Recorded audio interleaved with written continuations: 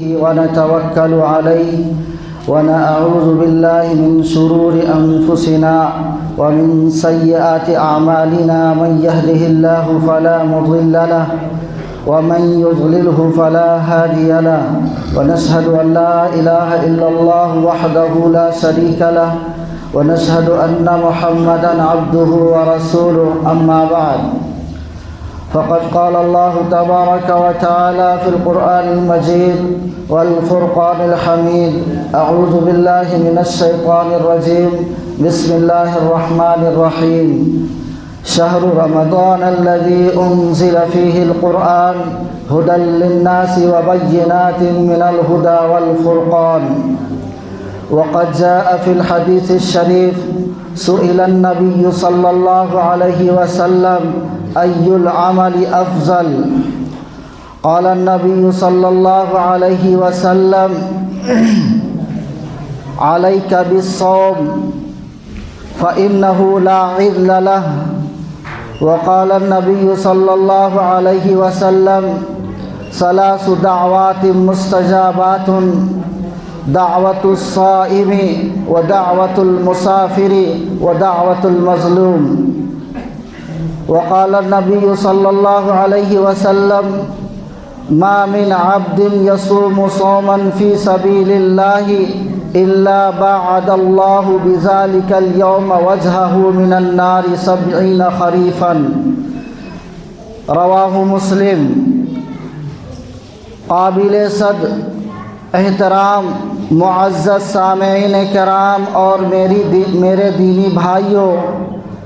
اللہ تبارک و تعالیٰ کا بہت بڑا احسان اور کرم ہوا کہ اس پاک پروردگار نے ہم سب کو جمعہ کی نماز کے لیے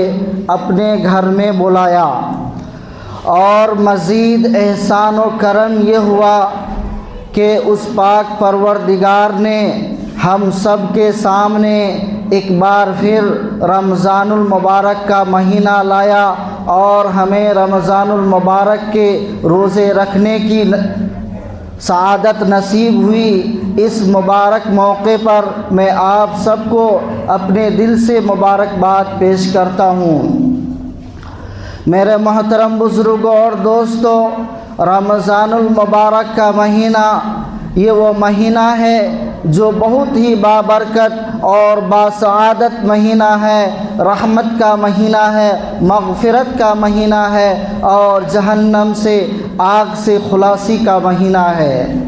اس مہینے کے اندر ہمارے لیے یہ ضروری ہے کہ اس مہینے میں زیادہ سے زیادہ عبادت کر کے اللہ کو منا لیں اور اللہ کے سامنے گریہ وزاری کر کے اپنے گناہوں کی بخشش کروا لیں۔ اللہ کے نبی صلی اللہ علیہ وسلم کی حدیث ہے کہ ہلاک و برباد ہو جائے وہ شخص جس کے سامنے رمضان المبارک کا مہینہ آیا اور اس کے باوجود بھی اس کی مغفرت نہیں ہوئی۔ اللہ کے نبی صلی اللہ علیہ وسلم کی حدیث ہے کہ سب سے فضیلت والی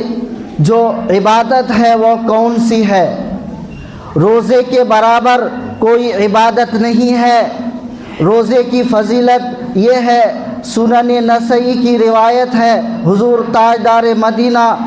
احمد مجتبیٰ محمد مصطفیٰ صلی اللہ علیہ وسلم سے یہ پوچھا گیا ای العمل افضل، کہ اے اللہ کے نبی صلی اللہ علیہ وسلم آپ ہمیں ذرا یہ تو بتا دیجئے کہ کون سی عبادت، کون سا عمل جو ہے سب سے افضل ہے۔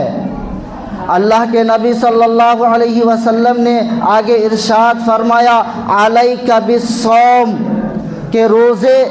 کو لازم پکڑو، رمضان المبارک کے روزے تمہارے اوپر فرض کیے گئے ہیں، اس کو تم روزے کی پابندی کرو اور روزے کو رکھو۔ فَإِنَّهُ لَا عِدْلَ لَهُ، کہ روزے کے برابر کا کوئی عمل ہے ہی نہیں۔ میرے محترم بزرگوں اور دوستوں،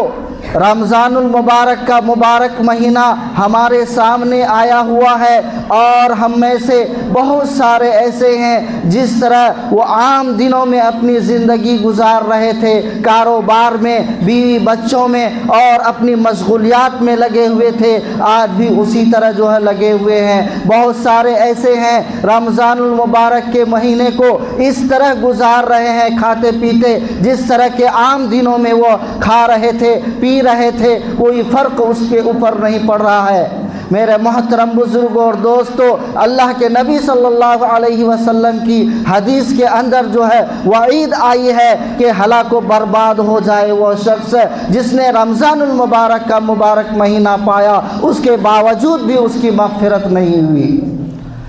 دوسری اللہ تبارک و تعالی سے جو ہے سفارش کریں گے۔ قال النبی صلی اللہ علیہ وسلم الصیام والقرآن یشفعان للعبد، کہ روزہ اور قرآن اللہ تبارک و تعالیٰ کی بارگاہ میں بندے کے لیے جو ہے بندے کے حق میں سفارش کرے گا۔ یقول الصیام، یہ روزہ کہے گا انا منعتہ الطعام والشہوات بالنہار، کہ میں نے اس شخص کو جو ہے منع کیے ہوئے رکھا، روکے ہوئے رکھا دن کے اندر کھانے پینے سے، لذات اور نفسانی خواہشات سے جو ہے میں نے اس کو روکے رکھا، لہٰذا اس کے حق میں میری دعا قبول کیجئے۔ تو اللہ تبارک و تعالی فرمائیں گے کہ اس کی تمہاری جو اس کے حق میں جو دعا ہے وہ قبول کی گئی ہے۔ اسی طرح قرآن کہے گا کہ میں نے اس کو روکے رکھا رات میں سونے سے، یہ وہ شخص ہے جو رات میں نہیں سویا، آپ کی عبادت میں لگا رہا، قرآن کی تلاوت میں لگا رہا، تراویح کی نماز پڑھنے میں لگا رہا، اس لیے آپ اس کے حق میں میری دعا قبول فرمائیے۔ تو اللہ تبارک و تعالی جو ہے قرآن کی دعا کو قبول فرمائیں گے، قرآن کی سفارش کو قبول فرمائیں گے۔ جب تک اس بندے کی مغفرت نہیں ہو جائے گی، روزہ اور قرآن جو ہے اس بندے کے حق میں سفارش کرتا رہے گا۔ آپ خود بتائیں یہ مبارک مہینہ کتنا عظیم الشان مہینہ ہے کہ اس کی فضیلت اتنی ہے۔ اللہ کے نبی صلی اللہ علیہ وسلم کی حدیث ہے، اللہ کے نبی صلی اللہ علیہ وسلم فرماتے ہیں ما من عبد یصوم صوما فی سبیل اللہ الا باعد اللہ بذلک اليوم وجہہ من النار 70 خریفا، کہ کوئی بندہ ایسا نہیں ہے جو اللہ کے راستے میں روزہ رکھے مگر یہ کہ اللہ تبارک و تعالی اس روزے دار کو جہنم کی آگ سے جو ہے اتنی مسافت تک دور کر فرما دیتے ہیں جہنم سے، جتنا مسافت کے 70 سال کی مسافت ہوتی ہے۔ ایک روزہ دار کے لیے اللہ تبارک و تعالیٰ نے اتنی فضیلت رکھی ہے کہ روزہ دار کے منہ کی بو جو ہے اللہ کے نزدیک مشک و عنبر سے زیادہ جو ہے پسندیدہ ہے۔ لخلوف فم الصائم اطیب عند اللہ من ریح المسک، کہ اللہ تبارک و تعالیٰ کے نزدیک روزے دار کے جو منہ کی بو ہے وہ بو اللہ کے نزدیک مشک و عنبر سے زیادہ پسندیدہ ہے اور پاکیزہ ہے۔ ہم میں سے بہت لوگ ایسے ہیں کہ روزہ رکھنے کی حالت میں جو ہے اس کے منہ سے بو آتی ہے تو اس سے کراہیت محسوس کرتے ہیں، لیکن یہ بو اللہ کے نزدیک جو ہے مشک و عنبر سے زیادہ پسندیدہ ہے۔ میرے محترم بزرگوں اور دوستو، اللہ تبارک و تعالیٰ نے ہمیں یہ موقع عطا فرمایا ہے، یہ مبارک مہینہ ہمیں اللہ نے نصیب کیا ہے کہ اس مہینے میں ہم روزے رکھ کے، قرآن کریم کی تلاوت کر کے اور تراویح کی نماز پڑھ کے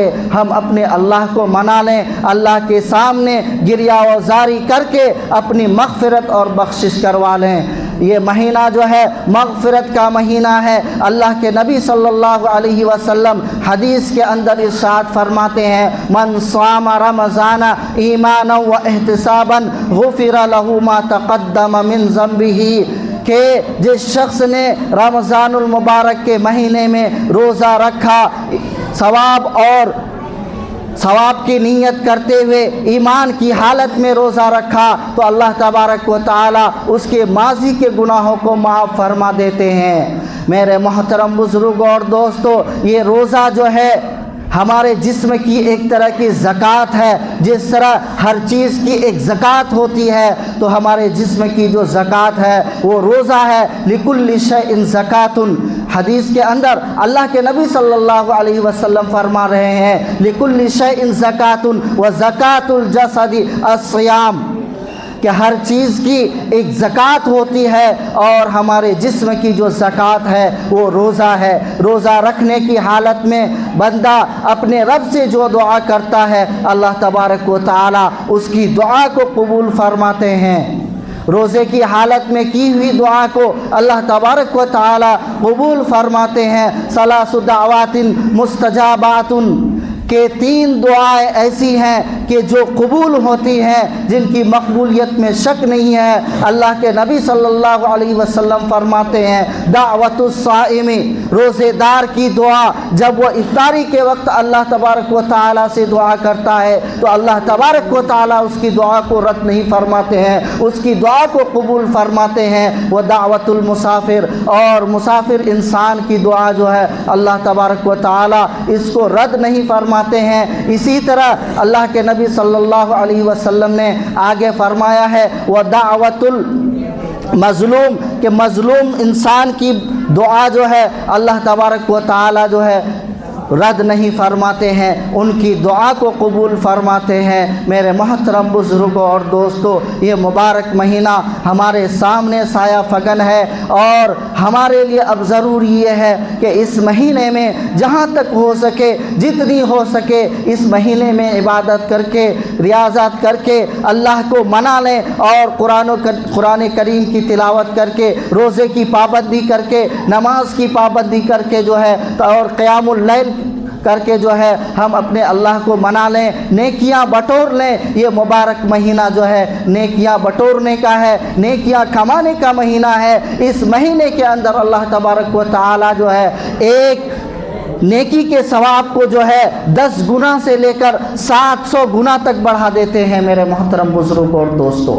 آج ہمارے سامنے اگر کوئی آفر آ جائے، دنیاوی آفر آ جائے کہ بائی 1 گیٹ 1 فری، تو ہم لوگ جو لائن میں لگ جاتے ہیں کہ ہمیں ایک کے ساتھ ایک فری میں مل رہا ہے، اور شاپنگ کے لیے لائن لگ جاتی ہے۔ یہاں اللہ تبارک و تعالی ایک کے بدلے ایک نہیں، ایک کی خریداری پر ایک نہیں، بلکہ ایک نیکی کریں گے تو اس ایک نیکی کے بدلے میں اللہ تبارک و تعالی ہمیں 10 سے لے کر 700 گنا تک بڑھا کر اللہ تبارک و تعالی ہمیں نیکی عطا کرنے کا حدیث کے اندر وعدہ کر رہے ہیں۔ اس کے باوجود ہمارے اندر، ہمارے معاشرے میں یہ دیکھا جاتا ہے کہ رمضان المبارک کا مہینہ جو ہی داخل ہوا، ہماری خریداری شروع ہو جاتی ہے، شاپنگ کرنا شروع ہو جاتا ہے، رات میں جا کر جو ہے شاپنگ مال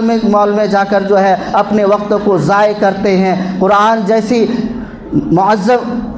معظم کتاب کی جو ہے یہاں پر مسجد میں تراویح ہو رہی ہوتی ہے، اس کے باوجود ہمارے نوجوان، ہماری مائیں اور بہنیں جو ہیں دکانوں اور بازاروں کی جو ہے زینت بنے ہوئے رہتے ہیں، وہاں پر جا کر شاپنگ کرنے میں اپنے وقت کو ضائع کرتے ہیں۔ اس لیے جو ہے رمضان المبارک کے آنے سے پہلے جو ہے رمضان کی تیاری کے بارے میں اللہ کے نبی صلی اللہ علیہ وسلم نے ارشاد فرمایا ہے، تاکہ جب مبارک مہینہ ہمارے سامنے سایہ فگن ہو جائے تو اس مہینے میں ہمارا کوئی لمحہ، کوئی وقت جو ہے ضائع نہ ہو، ہر وقت جو ہے، ہر لمحہ ہمارا جو ہے اللہ کی عبادت میں لگے، ہم اللہ کے مقرب بندوں میں شمار ہو جائیں۔ اس لیے اللہ تبارک و تعالی نے ہمارے لیے رمضان سے پہلے 2 مہینے جو ہے رجب اور شعبان کے مہینے جو عطا کیے ہیں، یہ رمضان المبارک کی تیاری کے لیے عطا کیے ہیں۔ میرے بھائی اور دوستو، یہ بہت مبارک مہینہ ہے۔ یہ مبارک مہینہ ہم میں سے بہت سارے ایسے ہیں